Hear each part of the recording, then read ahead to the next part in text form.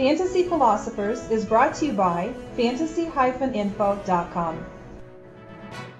Donald Driver has probably been one of my favorite players over the course of his career. As you look at the situation he grew out of as a child, the way that he's played with heart and soul on the football field, these are the type of things that you like to see, a player overcome, a person overcome, and live out their dreams and do successful things in their life. Sadly, though, it looks like Donald Driver probably had his last true fantasy relevant season last year.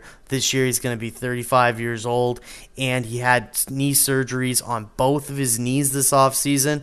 When you factor in that the team has talented receivers in James Jones, who probably will unseat Driver, I would think at some point this year, if not already by training camp, if Driver can't respond well on the knees at 35, then James Jones is a guy that should be taking over there. And then also Jordy Nelson. This is another talented wide receiver. I believe he was actually a second-round pick for this team. So these are talented players, and you just never know if Donald's knees are not responding. And obviously this is speculation as we are in June right now. If he is not responding, this is something fantasy owners need to check up with throughout the summer, and you can come back to the site. We'll keep you posted on his player page.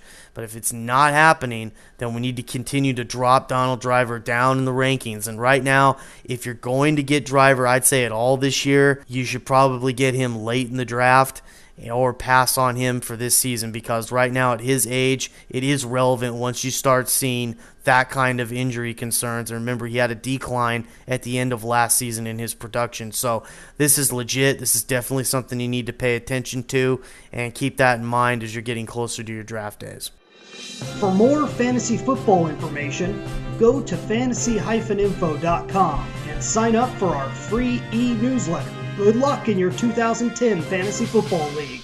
As an added bonus, the Fantasy Info guys will include their 5 secret tips for success in fantasy football.